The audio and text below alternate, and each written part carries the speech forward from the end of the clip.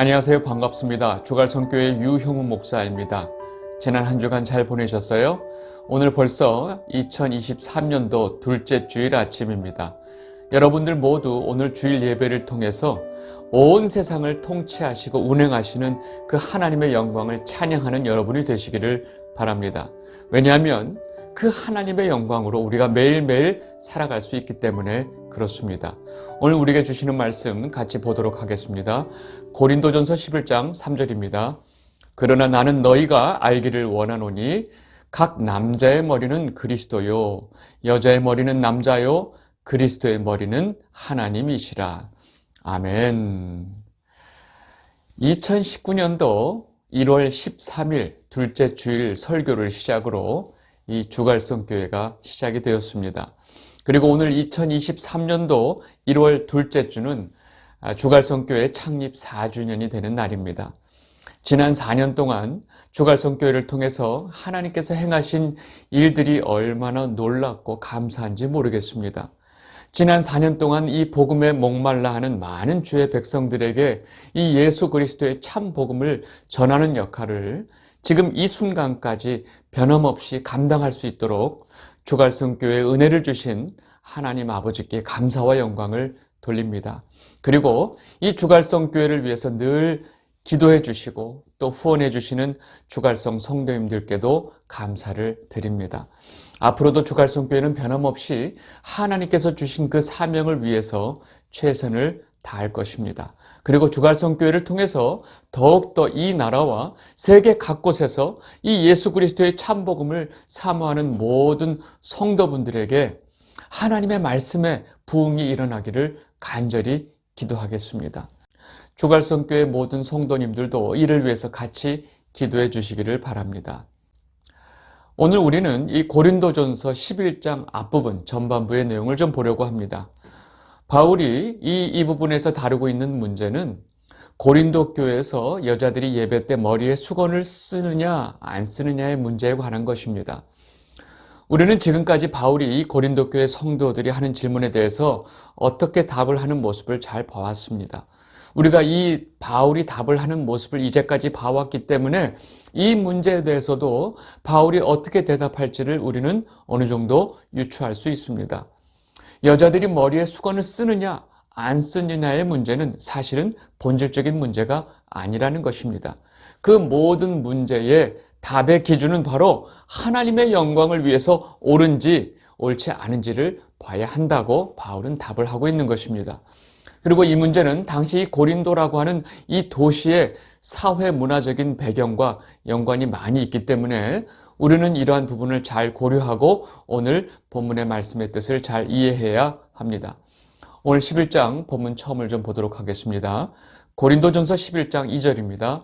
너희가 모든 일에 나를 기억하고 또 내가 너에게 전하여 준 대로 그 전통을 너희가 지킴으로 너희를 칭찬하노라.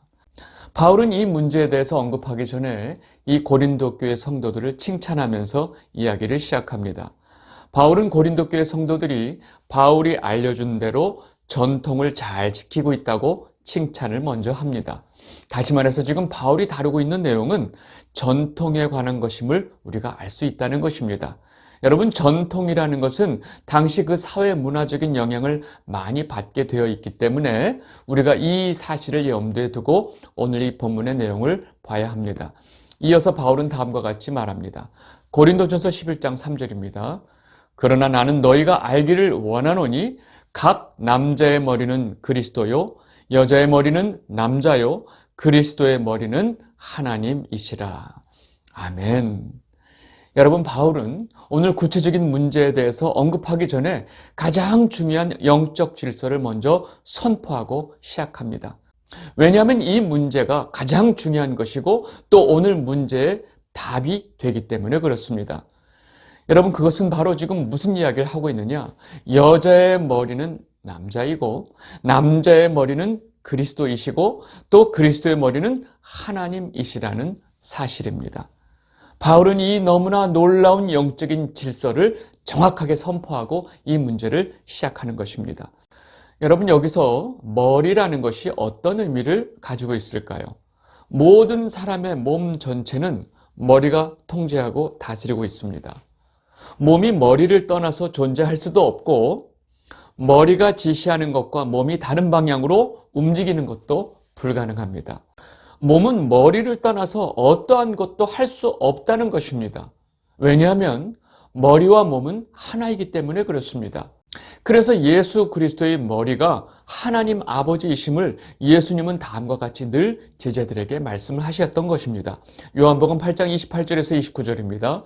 이에 예수께서 이르시되 너희가 인자를 든 후에 내가 그인 줄을 알고 또 내가 스스로 아무것도 하지 아니하고 오직 아버지께서 가르치신 대로 이런 것을 말하는 줄도 알리라. 나를 보내신 이가 나와 함께 하시도다. 나는 항상 그가 기뻐하시는 일을 행함으로 나를 혼자 두지 아니하셨느니라. 아멘. 여러분, 지금 예수님께서 무슨 말씀하시냐면 예수님께서는 스스로 말하고 행하는 것은 아무것도 없다고 지금 말씀하고 계신 것입니다. 예수님께서 제자들에게 말씀해 주시고 또 제자들 앞에서 행하셨던 모든 것들이 다 아버지께서 가르치신 대로 행했다고 말씀하고 계십니다. 그리고 항상 아버지가 기뻐하시는 일을 행하셨다고 말씀하고 계십니다. 여러분, 이러한 관계가 바로 하나님께서 예수 그리스도의 머리이심을 예수님께서 직접 이렇게 말씀을 해주고 계신 것입니다. 여러분, 남자의 머리가 바로 그리스도이고 여자의 머리는 남자라고 지금 말씀을 하셨습니다. 그렇다면 여자의 머리가 남자인데 남자의 머리가 그리스도예요. 여러분, 이게 무슨 말일까요? 여러분, 이 말씀은 남자나 여자의 머리가 곧 그리스도이심을 말씀하고 계신 것입니다. 왜냐하면 남자와 여자 모두가 사실은 교회이고 이 교회의 머리가 그리스도이심을 성경이 분명히 말하고 있기 때문에 그렇습니다. 에베소서 5장 23절 이는 남편이 아내의 머리됨이 그리스도께서 교회의 머리됨과 같음이니 그가 바로 몸의 구주시니라. 아멘. 여러분, 지금까지 하신 말씀을 간단히 정리해보면 어떻게 되죠? 결국 남자나 여자, 즉 이 교회, 예수 그리스도의 신부인 교회는 오로지 신랑이신 예수 그리스도의 기뻐하시는 일을 위해 살아야 한다는 것입니다. 이것이 바로 예수 그리스도를 머리로 두고 살아가는 교회의 모습이라는 것입니다. 여러분, 이러한 삶을 이미 예수님께서 그의 삶을 통해서 우리에게 직접 보여주셨고 예수 그리스도를 신랑으로 삼고 있는 교회가 어떻게 살아야 하는지를, 어떠한 목적을 가지고 살아야 하는지를 명확하게 보여주고 계신 것입니다. 이러한 예수 그리스도를 머리로 살아가는 성도의 삶을 바울은 또 다음과 같이 분명하게 설명하고 있습니다.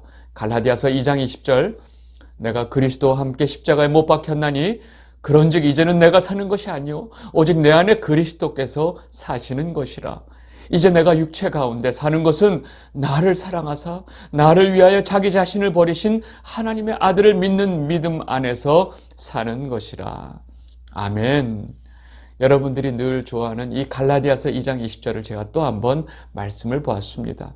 여러분, 이것이 바로 예수 그리스도를 머리로 삼고 있는 남자들, 또 남자를 머리로 두고 있는 여자들, 다시 말해서 모든 교회가 살아가는 방식이라는 것입니다. 이어서 바울은 오늘 본문의 핵심이 되는 문제를 이제 언급하기 시작합니다. 고린도전서 11장 4절에서 5절입니다. 무릇 남자로서 머리에 무엇을 쓰고 기도나 예언을 하는 자는 그 머리를 욕되게 하는 것이요 무릇 여자로서 머리에 쓴 것을 벗고 기도나 예언을 하는 자는 그 머리를 욕되게 하는 것이니 이는 머리를 민 것과 다름이 없음이라. 여러분, 지금 기도나 예언을 할 때 있죠? 여러분, 이렇게 서신서에서 바울 서신서에서 이렇게 예언이라고 하는 단어가 나올 때마다 여러분들은 너무나 쉽게 이 예언이란 단어를 오해하고 계세요. 어떻게 오해하느냐? 보통 사람들이 말하는 지금 점쟁이들이 하는 앞으로 일이 어떻게 될 것이다, 미래에 이런 일이 일어날 것이다는 이런 예언이란 의미로 이 예언이란 단어를 오해하고 있는 것입니다. 여러분, 지금 이 서신서에서 나오는 예언이란 말은 그런 의미를 말하는 것이 아니고 성경에서 말하는 예언은 하나님의 사람, 즉 선지자가 하나님께로부터 들은 그 하나님의 말씀을 백성들에게 전하는 것이 예언입니다. 그런데 지금 이 본문에서 말하는 예언을 이것을 그대로 적용하자면 이미 우리에게 말씀하신 이 구약의 하나님의 말씀을 잘 깨닫고 그 의미를 교회에 있는 성도들에게 잘 전달하는 것을 지금 예언이라고 말하고 있는 것입니다. 여러분, 제가 지금 여러분들에게 성경의 말씀을 잘 설명하면서 이 성경 말씀을 통해서 하나님이 우리에게 무엇을 말씀하고자 하시는지를 설명하고 있죠.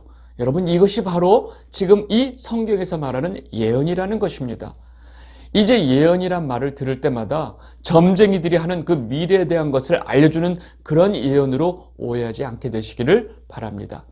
여러분, 지금 이 편지를 받고 있는 고린도 교회가 있는 이 고린도라는 도시가 얼마나 음란하고 음행이 성행하고 있는 도시인 것을 제가 여러 번 말씀을 드렸습니다. 그리고 당시 고린도에는 이 아프로디테라고 하는 여신을 섬기는 신전이 많이 있었는데 그 중에서도 가장 큰 신전에서는 1000명이 넘는 여사제들이 있어서 그곳에서 어떤 제사를 빙자한 아주 공개적인 매춘이 성행하고 있던 곳이었습니다.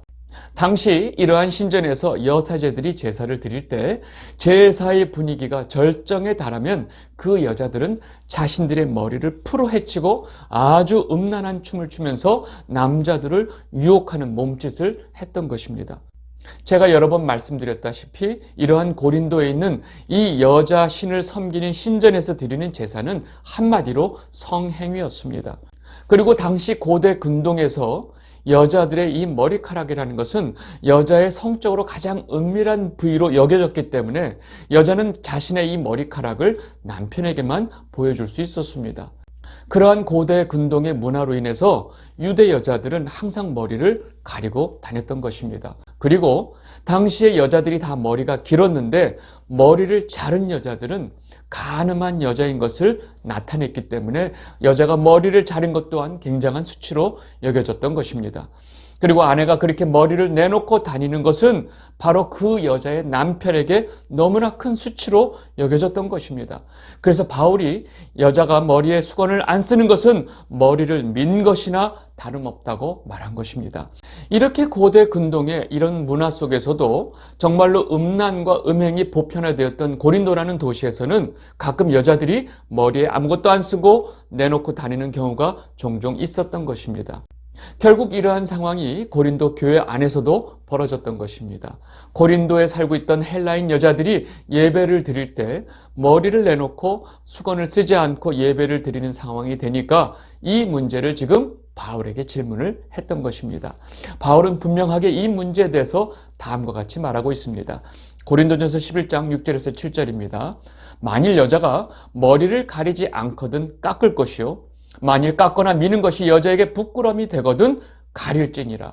남자는 하나님의 형상과 영광이니 그 머리를 마땅히 가리지 않거니와 여자는 남자의 영광이니라.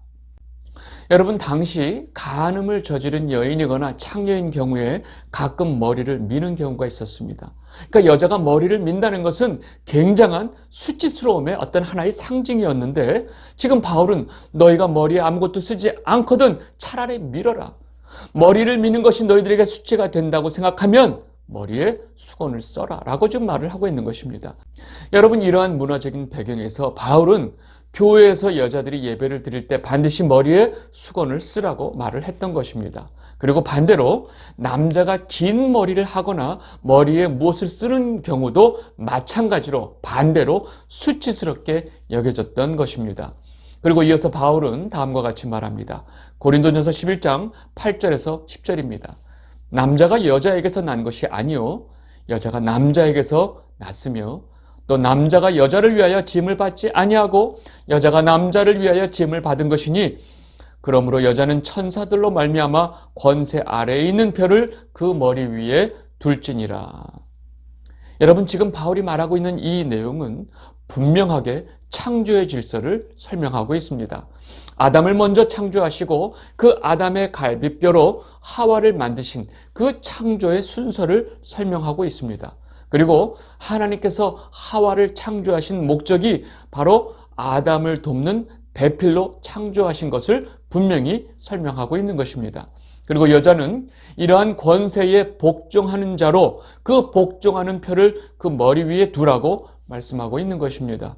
그리고 이러한 창조 질서, 즉 여자는 남자에게 복종해야 하는 질서를 주신 것은 바로 예수님의 신부인 교회가, 모든 교회가 신랑이신 예수님을 복종해야 하는 그 질서를 설명하기 위한 것입니다.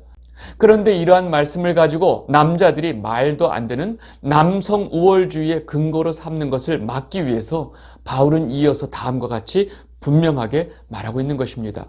고린도전서 11장 11절 12절. 그러나 주 안에는 남자 없이 여자만 있지 않고 여자 없이 남자만 있지 아니하니라. 이는 여자가 남자에게서 난 것 같이 남자도 여자로 말미암아 났음이라. 그리고 모든 것은 하나님에게서 났느니라. 아멘.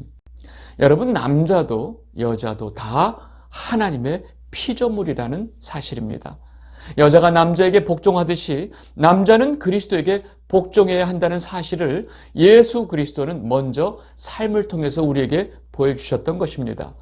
그리스도에게 교회가 복종하듯이 여자가 남자에게 복종하라고 말씀하고 있지만 똑같이 마찬가지로 예수 그리스도가 교회를 위해서 목숨을 내놓은 것처럼 남자는 여자를 위해서 목숨을 내놓아야 할 책임과 의무가 있다는 사실을 분명히 말하고 있다는 것입니다.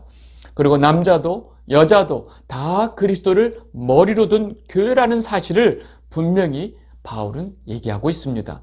결국 바울은 당시 사회 문화적인 배경 속에서 여자가 머리에 수건을 써야 한다고 말하고 있고, 이것은 율법이나 주의 명령이 아니고 전통이라고 말하고 있는 것입니다. 그리고 여자가 머리에 수건을 써야 하는 것이 남자와 여자의 어떤 존재의 차등을 말하는 것이 아니라는 사실을 그 다음 창조의 질서를 설명하면서 분명히 밝히고 있는 것입니다. 바울은 지금 당시의 모든 문화와 상식과 양심을 가지고 여자가 예배를 드릴 때 머리에 수건을 쓰는 것은 당연하다고 말하고 있는 것입니다. 고린도전서 11장 13절에서 15절입니다. 너희는 스스로 판단하라. 여자가 머리를 가리지 않고 하나님께 기도하는 것이 마땅하냐? 만일 남자에게 긴 머리가 있으면 자기에게 부끄러움이 되는 것을 본성이 너희에게 가르치지 아니하느냐? 만일 여자가 긴 머리가 있으면 자기에게 영광이 되나니 긴 머리는 가리는 것을 대신하여 주셨기 때문이니라. 지금 바울은 남자가 긴 머리가 있으면 부끄러움이 되는 것을 너희가 본성으로 알지 못하느냐라고 말을 하고 있습니다. 여러분, 모든 사람들의 상식 속에서 본성적인 느낌으로 여자가 머리가 길어야 되고 남자는 머리가 길지 않아야 된다는 것을 말하고 있습니다.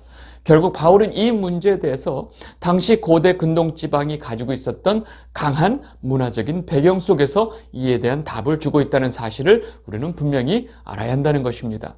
그래서 바울은 처음 이 문제를 언급하기 시작하면서 바울이 고린도 교회에게 가르쳐준 전통이라고 말로 시작하는 것입니다. 그렇다면 지금 우리가 예배드릴 때 여자들이 머리에 수건을 쓰는 것이 옳을까요? 여러분, 이것이 성경에 나온 이야기니까 우리가 성경대로 여자들이 예배 때마다 머리에 수건을 쓰는 것이 옳지 않을까요? 라고 말할 수 있는데 그것은 아니라는 것입니다. 바울은 여자가 머리에 수건을 쓰는 문제가 중요한 것이 아니고 모든 사람들에게 하나님의 영광을 가리지 않는 것이 제일 중요하다고 지금 말하고 있는 것입니다. 그리고 당시 여자가 머리에 수건을 쓰지 않는 것은 지금 이 시대에 모든 사람들이 불편하게 느낄 정도로 여자가 굉장히 심한 노출을 하고 있는 것과 똑같이 느꼈던 시대였기 때문에 바울이 지금 여자들에게 머리에 수건을 쓰라고 말을 한 것입니다. 지금은 여자가 머리에 수건을 안 쓰는 것이 누구에게도 문화적으로, 양심적으로, 신앙적으로 방해가 되지 않기 때문에 지금 이 시대는 여자가 머리에 수건을 쓸 필요가 없다는 것입니다. 우리는 이러한 문제를 이해하고 접근할 때 바울이 이 대답을 해주는 그 마음의 중심이 어디 있는지, 바울의 그 모든 대답의 핵심이 어디 있는지를 분명히 보고 이해를 해야 한다는 것입니다. 이 영상을 보고 계신 주갈성 성도 여러분, 우리가 누군가가 하는 말을 오해하게 되는 이유는 그 사람이 하는 말과 그 사람의 마음과 그 사람이 하는 말 전체를 알려고 하지 않고 우리가 듣고자 하는 말만 듣기 때문에 생기는 문제입니다. 마찬가지로 우리가 성경을 읽으면서 하나님의 마음을 바르게 이해하기 위해서는 전체적인 맥락 속에서 하나님의 마음이 무엇인지를 깨닫고 그 본문을 이해하는 것이 제일 중요하다는 사실입니다. 여러분, 올 한 해 여러분들은 성경을 부분적으로 보시지 말고 전체적으로 이해하게 되시기를 바랍니다. 그래서 제가 성경 전체적인 주제가 무엇인지를 계속 반복적으로 말씀드리는 이유가 바로 여기에 있는 것입니다. 그리고 남자와 여자가 다 같이 예수님의 신부인 교회라는 사실을 여러분들 절대로 놓치지 않게 되시기를 바랍니다. 여러분, 그리고 주갈성 성도 여러분들 모두가 예수 그리스도를 머리로 삼고 살아가시는 여러분이 되시기를 진심으로 바랍니다. 오늘 말씀 여기까지 하도록 하겠습니다. 감사합니다.